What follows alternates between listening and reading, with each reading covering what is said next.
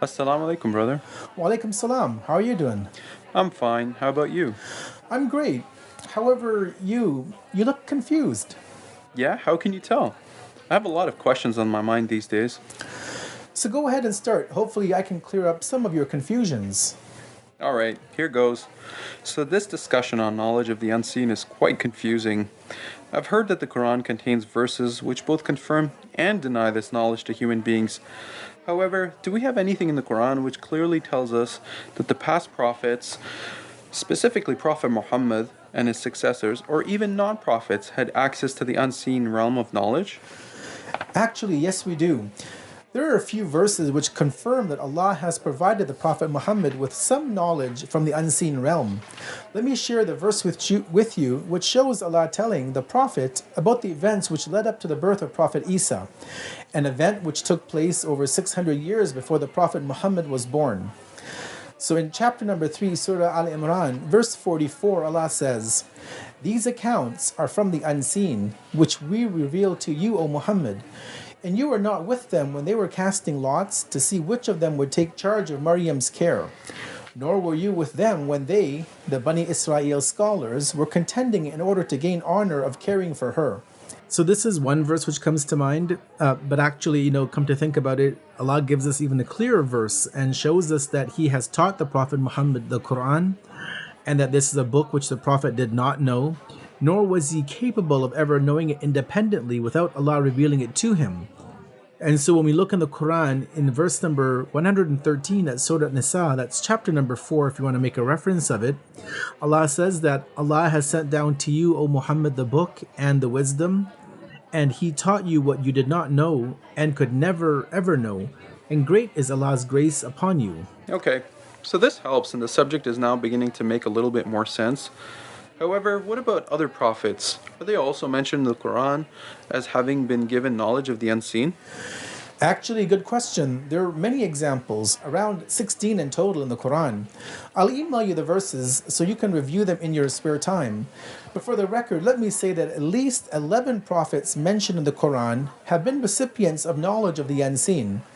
Prophets such as Adam, as Nuh, Ibrahim, Lut, Yaqub, Yusuf, Saleh, Dawood, Suleiman, Isa, and obviously the Prophet Muhammad. May God's peace and blessings be upon him and upon all of these great prophets.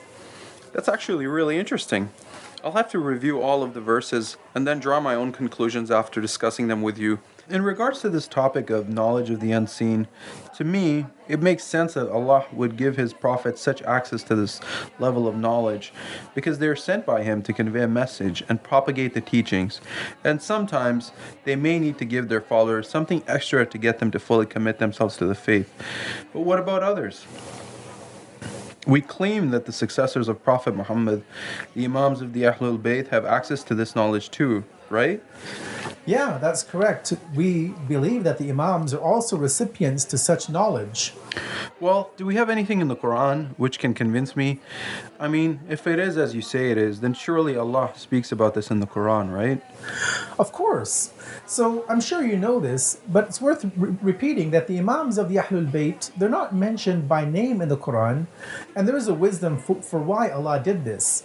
But with that said, there are some verses which come to my mind in which Allah speaks about non-messengers and them having access to knowledge of the unseen. And as an example, we see that an important woman, namely Maryam, the mother of Prophet Isa, peace be upon them, that she has been given such knowledge. Now, if I'm not mistaken, there are about 6 verses in the Quran about non-prophets gaining access to such knowledge by the permission of Allah, of course.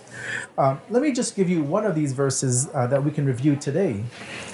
So in chapter number 3, Surah Al-Imran, verses number 45 and 46, Allah says the following to really teaching us about the level of Maryam and her access to knowledge of the unseen. He says that, "Recall when the angels said, 'O Maryam, Allah gives you the good news of a word from Him, whose name is Masih, Isa the son of Maryam, distinguished in the world and the hereafter, and one of those brought near to Allah.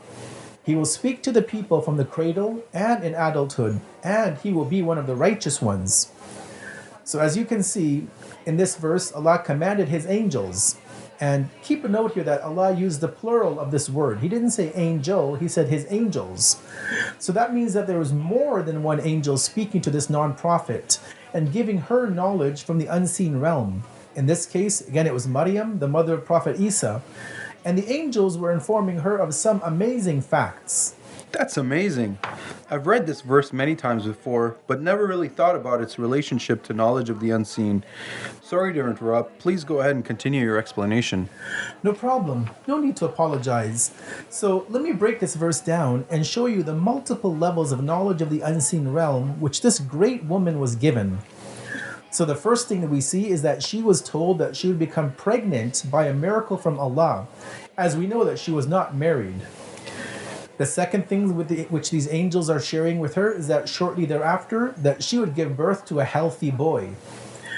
From there, the angels tell us that she was actually told the name to use for this child of hers, and was told that his title would be Masih, meaning the anointed one, and his proper name would be Isa, and obviously the son of Maryam.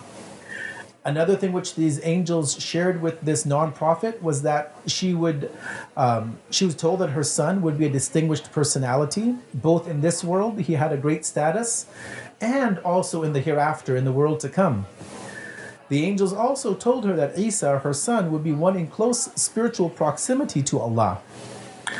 The angels went on to tell her in this, this very beautiful verse that unlike normal children who, they don't normally speak until they reach around the age of 2, but Maryam was told that her son would be able to speak from the cradle. Right? And that in itself is a miracle to speak at that young age. And that not only would he speak from the cradle, but he would be a propagator of Allah's teachings. And last but not least, one of the points that we can take from these two verses that again show us the level of knowledge that even non-prophets are given is that Maryam was given the great news that her illustrious son would be considered as being amongst the righteous people. So with all of that said, if Allah can confer this upon a woman who's not even a leader for humanity, then what about the successors of the Prophet Muhammad? Men like Imam Ali, Imam as-Sadiq, and especially our 12th Imam, Imam al-Hujjah, are living in awaited Imam. These are people whom Allah has appointed to safeguard and promote the teachings of Islam. Surely they got to be greater in rank than Maryam. And if she can be given such knowledge, then why not the Imams of the Ahlul Bayt? And really, as an extension, why not even somebody like Fatima Zahra? Why can't she be given that great level of knowledge as well? Wow, that's an amazing verse. I never really thought of the verse in this way. You've done a brilliant job in its analysis.